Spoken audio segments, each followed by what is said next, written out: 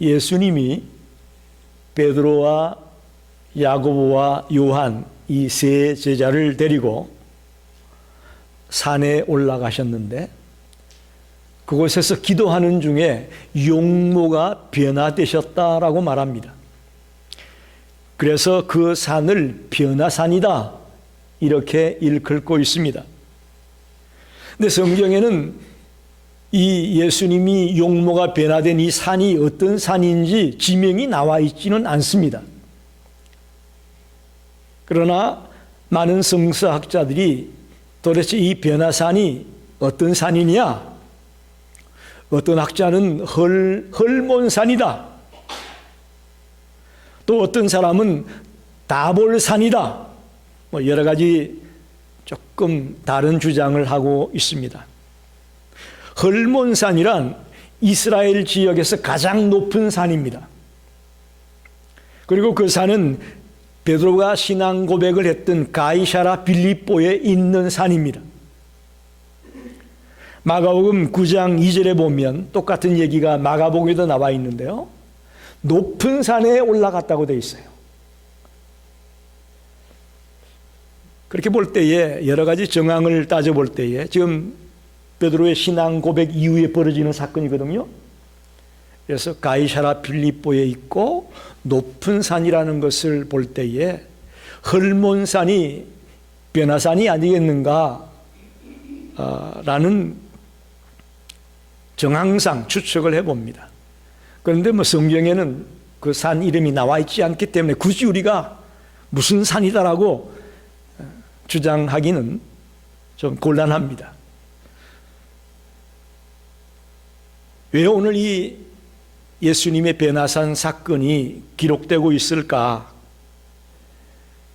예수님의 생애 가운데 이 변화산 사건은 특별한 순간입니다. 또 중요한 사건입니다. 즉 하나님께서는 이 변화산 사건을 통해 우리에게 주시려고 하는 교훈이 있음을 믿습니다. 하나님은 단 한순간의 일도 적극적으로 하는 분이 아닙니다. 할렐루야. 믿으시면 아멘 하십시오. 우리 하나님은 적극적으로 일하시는 분이 아닙니다.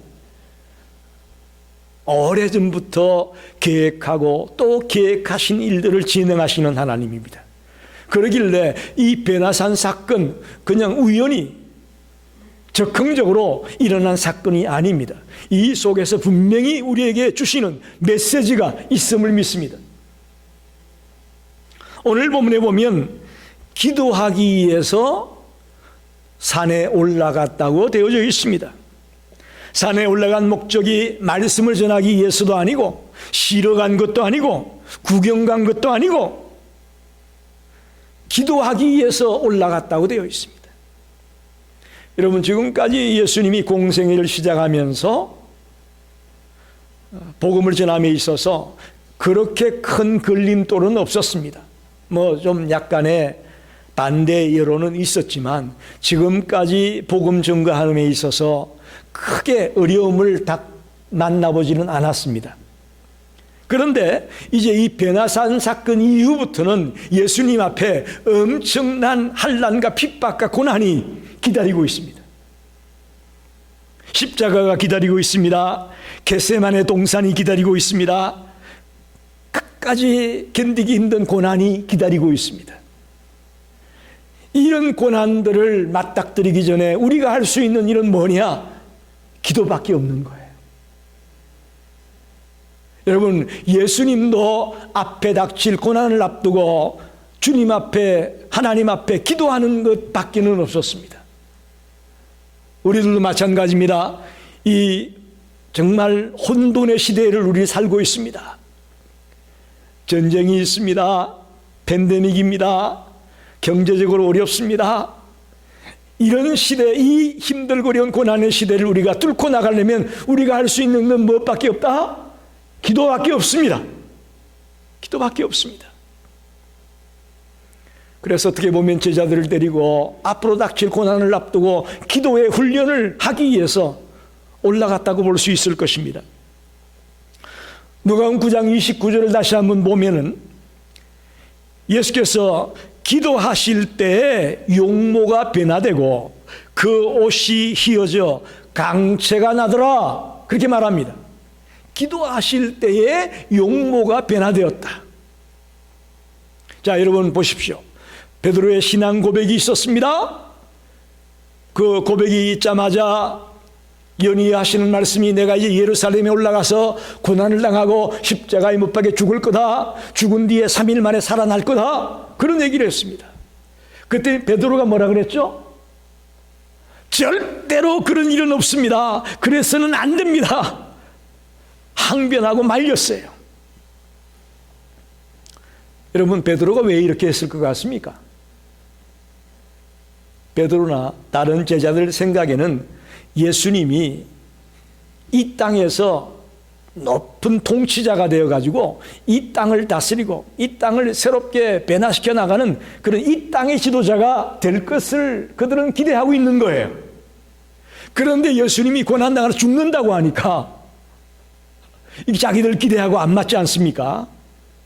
이 땅에서의 왕이 되고 이 땅에서의 높은 통치자가 될 예수로 생각했는데 죽는다고 하는 거예요. 다시 말하면 예수를 따라다닌다고 하고는 있지만 아직 예수님이 누군지 모르는 거예요. 이해가 되십니까? 그들은 예수님이 과연 누구인지를 모르고 쫓아다니고 있었습니다. 그래서 그들에게 베나산에서 예수님이 누구인가를 확실하게 보여주고 확실하게 체험시켜주기 위해서 지금 베나산 사건을 진행하신다고 봅니다. 오늘 저와 여러분도 이 베나산의 사건을 통해서 예수님이 누구인지, 또 예수님의 메시아의 사역이 어떤 것인지 다시 한번 깨닫는 복된 시간이 되시기를 간절히 축원합니다. 첫째는 이 사건을 통해 예수님이 하나님이라는 것을 증명해 주고 있습니다. 따라합시다. 예수님이 하나님이시다. 자, 기도하던 예수님이 얼굴이 변형이 되셨다. 용모가 변화가 되었다. 영광스러운 강체가 발하게 되었다. 마태복음 17장 2절에는 이렇게 말합니다. 그들 앞에서 변형되사 그 얼굴이 해같이 빛나며 옷이 빛과 같이 휘어졌더라. 얼굴이 해같이 빛이 났다고 했습니다. 여러분, 저 태양 눈으로 우리가 볼 수가 있나요? 눈 망가져요. 너무너무 눈이 부셔서 그 태양을 오래 봤다가는 우리 눈이 실명당합니다. 예수님의 얼굴이 해같이 빛이 났다요. 얼마나 환하게 비쳤는가를 설명하는 말씀입니다. 마가복음 9장 3절에는 그 옷이 강체가 나며 세상에서 빨래하는 자가 그렇게 희게 할 수 없을 만큼 매우 휘어졌더라. 할렐루야. 뭐 요즘 아무리 좋은 세탁기가 있다고 하더라도 빨래해보면 그렇게 휘어지는 것 같지가 않아요. 그런데 그 옷의 강체가 세상에서 빨래해가지고 휘어지는 거라고는 비교가 안 될 만큼 그렇게 휘어졌다고 표현하고 있습니다. 우리는 여기서 예수님의 얼굴이 해같이 빛났다라는 말씀을 들으면서 구약의 얼굴에 강체가 났던 사람을 기억하죠? 누굽니까? 모세죠. 그는 시내산에 올라가서 40일 동안 있으면서 주님의 말씀을 받아가지고, 즉 율법을 받아가지고 내려왔지 않습니까?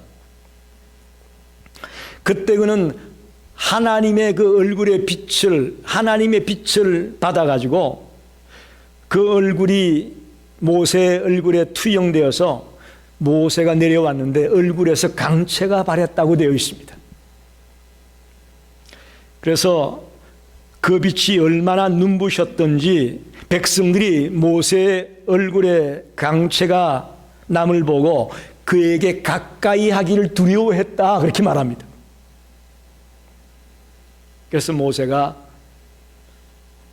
하나님 앞에 나갔을 때는 수건을 벗고 백성들 앞에 났을 때는 수건으로 얼굴을 가리고 하는 그런 일이 있었다고 출애굽기 34장에 기록하고 있습니다. 여러분, 모세는 하나님의 얼굴빛을 강체를 받아가지고 투영하는, 그런데도 모세의 얼굴이 얼마나 강체가 바랬던지 백성들이 두려워할 정도였단 말입니다. 즉 모세는 자기에게서 나오는 빛이 아니었어요. 하나님의 빛을 받아서 하는데도 엄청난 강체가 바랬다는 것이죠. 그러면 여기 예수님은 하나님이시니까 그가 바라는 이 강체는 어땠을까요? 이건 그야말로 우리가 태양을 바라볼 수 없듯이 그런 어마어마한 빛이, 어마어마한 강체가 비추어졌으리라고 우리는 볼 수 있습니다. 이게 바로 예수님의 본래의 모습이라는 거예요. 빌립보서 2장 6절 7절에 보면 우리가 잘 아는 말씀입니다. 그는 근본 하나님의 본체시나 하나님과 동등됨을 취할 것으로 여기지 아니하시고 오히려 자기를 비워 종의 형체를 가지사 사람들과 같이 되셨으므로 이렇게 말합니다. 근본 하나님의 본체시다. 예수 그리스도가 하나님이다. 그런 말입니다. 제자들도 그렇게 오랜 시간 예수를 따라다녔지만 예수님이 하나님임을 몰랐다는 것이죠.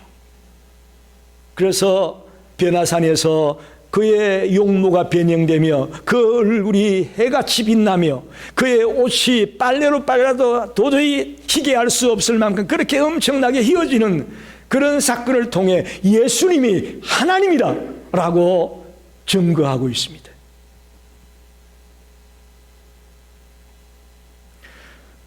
우리에게도 오늘 이 말씀을 통해 내가 믿는 예수 그리스도가 나의 하나님이시고 나의 주님이라는 그런 고백을 하게 만드는 시간이 되기를 간절히 축원합니다. 여러분, 베드로가 하는 고백, 야고보가 하는 고백, 요한이 하는 고백, 그것보다도요 내가 하는 고백이 중요해요. 예수가 나의 하나님이고 나의 주인입니다. 나의 주님이십니다. 라고 담대하게 우리가 고백할 수 있어야 되는 것이죠. 이게 변화산 사건이 주는 교훈이에요.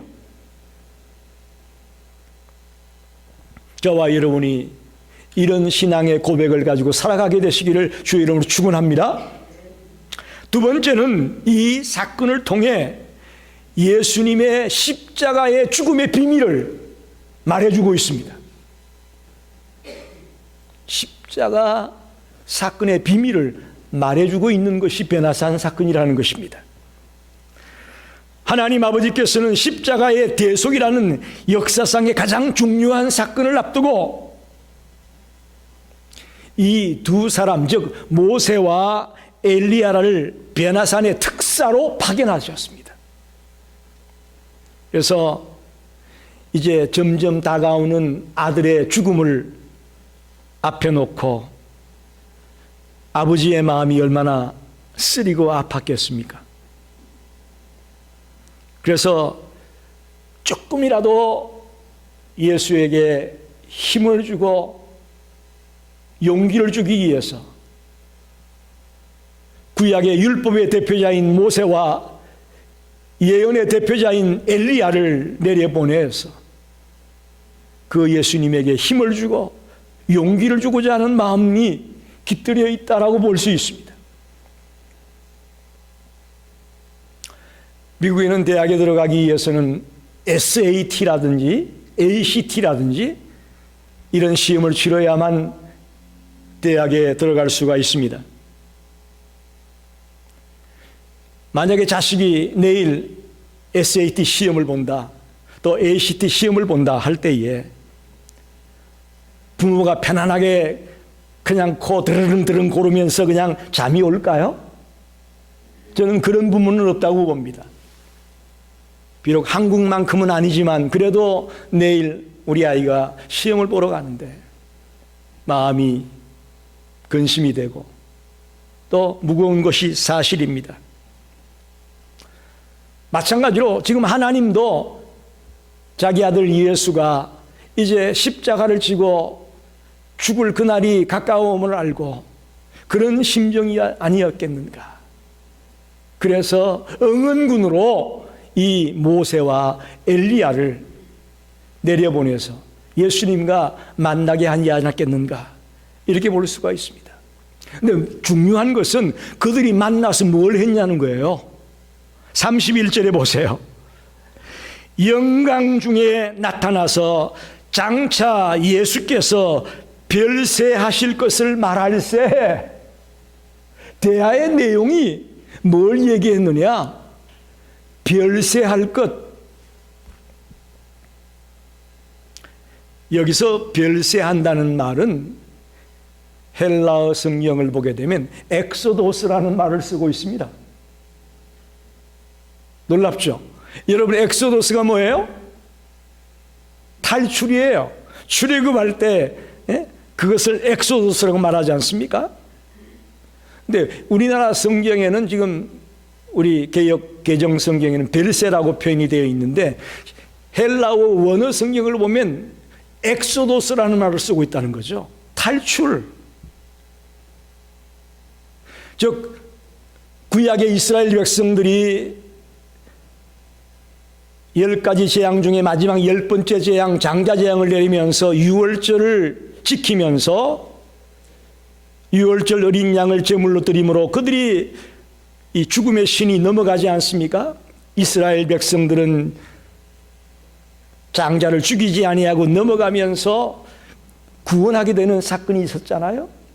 그 사건이 바로 오늘 이 땅에 죽을 수밖에 없는 우리들을 예수님이 어린 양이 되셔서 이 땅에서 죽으심으로 말미암아 우리가 영적인 출애굽을 하게 되고 영적으로 살게 되는, 구원을 얻게 되는 그런 일이 벌어질 것이다 라는 의미가 이 벨세라는 말 속에 담겨 있다는 거예요. 그저 단전히 죽었다, 죽을 거다라는 얘기가 아니고, 벨세 그러면 우리 생각에는 그냥 죽는구나 그렇게 생각하는데 예수님의 죽음에 대해 얘기했구나, 그것이 아니고 영적 출애굽에 대한 얘기를 하고 있어요. 할렐루야. 구약의 이스라엘 백성들의 출애굽이 있었다면 신약에는 예수님으로 말미암아 우리가 영적인 출애굽을 하게 되는 거죠. 그게 바로 구원이고 그게 바로 영생이죠. 예수님이 베나산상에서 모세와 엘리야와 나눴던 대화의 내용이 엑소도스에 대한 이야기였어요. 베나산 사건은 예수님이 십자가에 죽으심으로 전 인류를 구원하게 될 것이라는 놀라운 십자가의 사건을 우리에게 설명해 주고 있는 것입니다. 우리에게 가르쳐 주고 있는 것입니다. 저와 여러분이 이 베나산을 기억할 때마다 예수님의 십자가 사건을 통해 우리가 구원을 얻고 영적인 출애굽을 이루게 되어서 하나님의 백성이 되고 영원한 하나님 나라에 살게 되는 것이구나 라는 확실한 믿음을 갖게 되기를 축원합니다. 이 믿음이 흔들리면 안 됩니다. 마지막으로 생각해 볼 것은 우리도 베드로와 야고보와 요한이 체험한 것처럼 이 베나산의 체험을 하기를 원합니다. 할렐루야. 그들의 얘기로 끝나버린다면 무슨 소용이 있겠습니까? 여러분, 그들이 베나산에 올라가서 예수님하고 그런 장면을 봤구나, 그걸로 끝난다면 무슨 의미가 있겠냐고요. 오늘 저와 여러분이 이 세 제자와 같은 주님을 만나는, 이 영광스럽게 변화된 주님의 모습을 만나는, 체험하는 그런 역사가 있기를 간절히 원합니다. 오늘 본문을 보면서 안타까운 것은 예수님이 세 제자를 데리고 기도하러 올라갔는데 본문에 보니까 그들이 예수님이 기도하는 동안 깊이 졸았다고 되어 있습니다. 대충 끄떡끄떡 졸은 게 아니고 아주 깊이 잠들었다는 얘기예요. 깊이 잤어요. 성경을 읽을 때마다 우리가 느끼는 것은 겟세마네 동산에서도 그랬잖아요. 주님은 지금 내일 십자가를 앞에 놓고 사느냐 죽느냐의 문제를 앞에 놓고 땀방울이 핏빛이 되도록 그렇게 매달고 기도하는데 거기서도 잤어요. 어쩌면 연약한 우리의 모습과도 닮아 있습니다. 예수님이 기도하러 가자고 산에 데리고 가면 항상 졸고 있는 제자들 보면서 아이고 저게 나구나, 아이고 저게 바로 나야, 그 생각이 듭니다.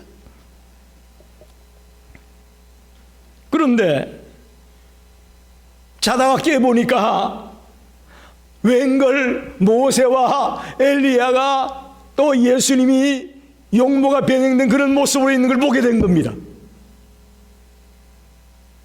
여러분, 자다가 일어났으니 뭘 제대로 구분이나 할 수 있겠어요? 그런데 깨보니까 놀라운 광경이 벌어지고 있는 거예요. 그러자 베드로가 행설수설하게 말하고 있습니다. 초막셋을 지을 테니 하나는 주님을 위해서, 또 하나는 모세를 위해서, 또 하나는 엘리야를 위해 초막셋을 지을 테니 여기서 눌러 살자는 거예요. 그러면서 하는 말이 오늘 뭐라 그랬어요? 자기가 하는 말을 자기도 알지 못하더라. 이게 행설수설이에요. 자기가 무슨 말 하는지도 몰라. 자다 깼으니 뭐 제정신이겠어요? 그런데 놀라운 것은요, 자다가 깼을지라도 이 어마어마한 광경을 보고는 거기가 너무 좋은 거예요. 할렐루야. 우리가 비록 행설수설하고 그냥 자다가 깬 그런 정신없는 혼미한 상태였을지라도 진정 주님을 만나게 되면요, 거기가 너무 좋은 거예요. 절대로 그걸 놓치고 싶지 않은 거예요. 이렇게 체험이 중요한 거예요.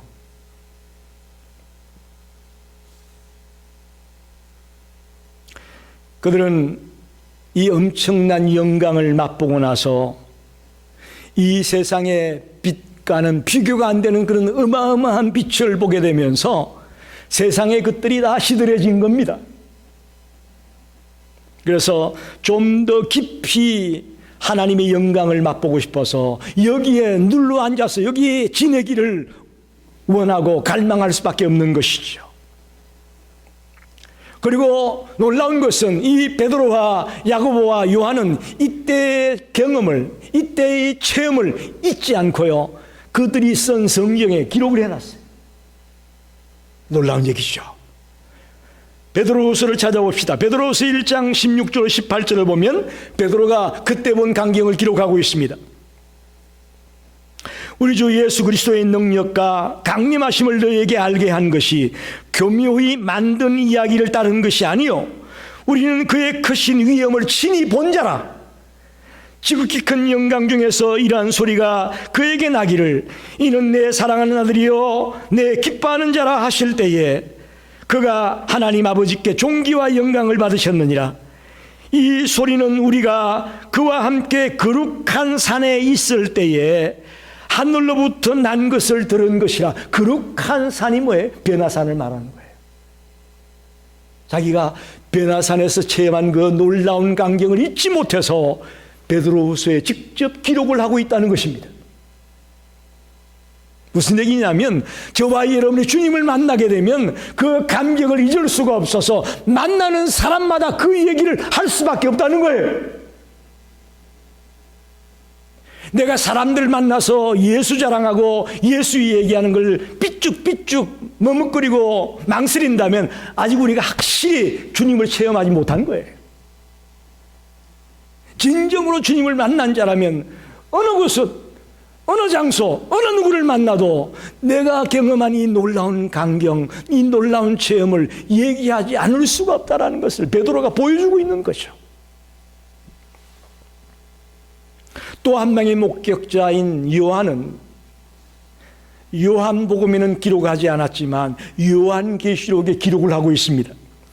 요한계시록 1장 13절로 16절을 보게 되면 촛대 사이에 인자 같은 이가 발에 끌리는 옷을 입고 가슴에 금띠를 띠고 그의 머리와 털의 희기가 흰 양털 같고 눈 같으며 그의 눈은 불꽃 같고 그의 발은 불뭇불에 달려난 빛난 주석 같고 그의 음성은 많은 물소리와 같으며 그의 오른손에 7별이 있고 그의 입에서 좌우에 날쌘 금이 나오고 그 얼굴은 해가 힘있게 비치는 것 같더라. 할렐루야. 그의 얼굴은 해가 힘있게 비치는 것 같더라. 사도 요한이 베나산에서 봤던 거예요. 또 한 명의 증인인 목격자인 야고보는 활동을 하기 전에 헤롯에게 순교를 당했습니다. 최초의 순교자, 사도들 중에 최초의 순교자는 야고보인데 그는 성경을 기록하기 전에 다른 어떤 일을 하기 전에 순교당했기에 그의 기록은 없습니다마는 그도 이런 베나산에서의 놀라운 광경을 체험했기 때문에 순교하는 자리까지 들어갈 수 있었다고 저는 봅니다. 사랑하는 성도 여러분, 우리도 베나산의 주님을 만나기를 원합니다. 만나셔야 됩니다. 기독교는 체험의 종교입니다. 기독교는 체험의 종교예요. 누가 얘기해 준 것만 듣고서는 안 돼요. 내가 체험을 해야 돼요. 내가 깊이 기도하다가 성령님이 나를 만져주고 있고 성령님이 내 속에 강하게 역사하는 그런 체험이 있어야 돼요. 하나님의 말씀을 받다가 전율이 느껴지고 정말 내가 이제 어찌 살아야 될까라는 그런 결단을 하게 되는 그런 체험이 있어야 되는 거예요. 죄악에 빠져있고 세속에 물들어 있던 내가 점점 주님 말씀 때문에 변화되어져 가고 새로워져 가고 있는 그런 체험을 내가 눈으로 목도해야 되는 거예요. 그게 기독교예요.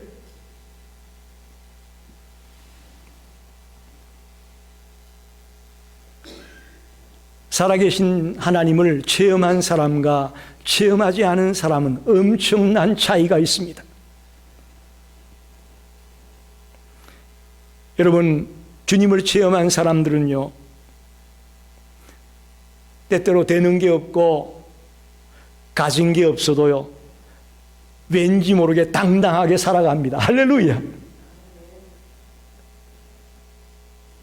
주님을 체험하지 못한 사람들은 불안하니까 뭔가 자꾸 채워야 돼요. 자꾸 가져야 되고 자꾸 뭘 풀려나가야 되고 왠지 모르게 불안함과 염려에 쌓여 있다면 주를 체험한 자들은 때때로 되는 일이 없고 때때로 가진 것도 없고 세상 사람들이 볼 때는 우습게 보여질지 몰라도 주님을 체험했기에 그들에겐 당당함이 있다는 것을 믿으시기 바랍니다.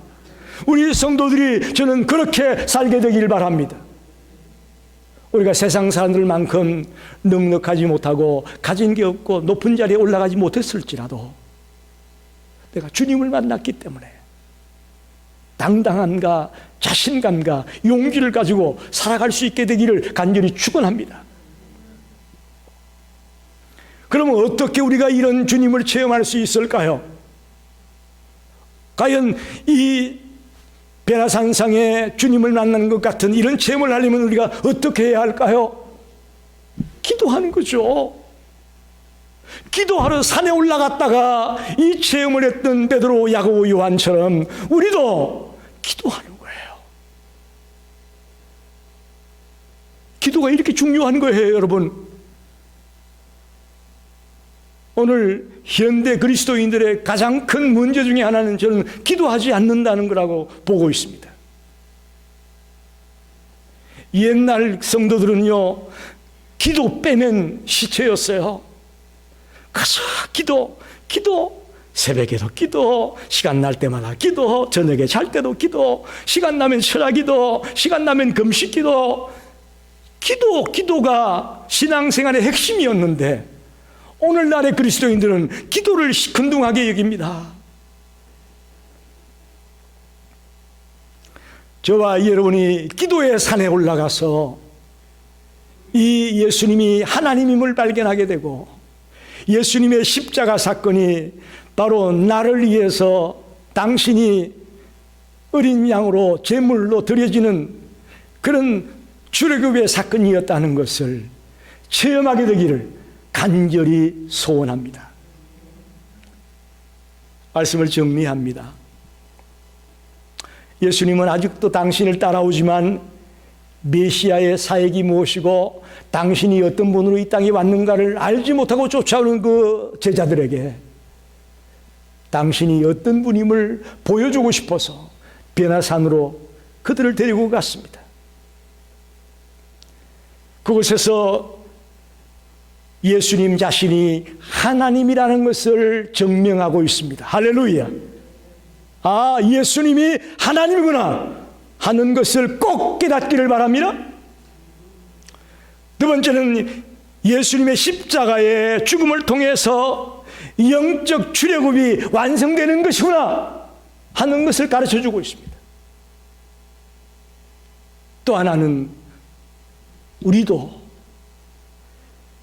기도의 변화산에 올라가서 베드로와 야고보와 요한이 체험했던 그 체험을 실제로 체험하게 되기를, 주님을 만나는 그런 순간이 있게 되기를 간절히 소원합니다. 살아계신 하나님은 지금도 기다리고 있습니다. 당신을 만나러 우리가 오기를 기다리고 있습니다. 두 손을 벌리고 탕자가 돌아오기를 기다리던 그 탕자의 아버지, 그 모습처럼 지금도 두 손을 벌리고 어서 와라, 어서 와라, 내가 만나줄게, 내가 기다리고 있어 라고 우리에게 지금 말하고 있는 거예요. 저와 여러분이 기도의 변화산에 나아가서 주님을 만나고 어디에서 누구를 만나지 간에 당당하게 내가 만난 예수, 내가 만난 하나님을 외치며 살아가는 성도들이 되시기를 간절히 축원합니다. 기도합니다.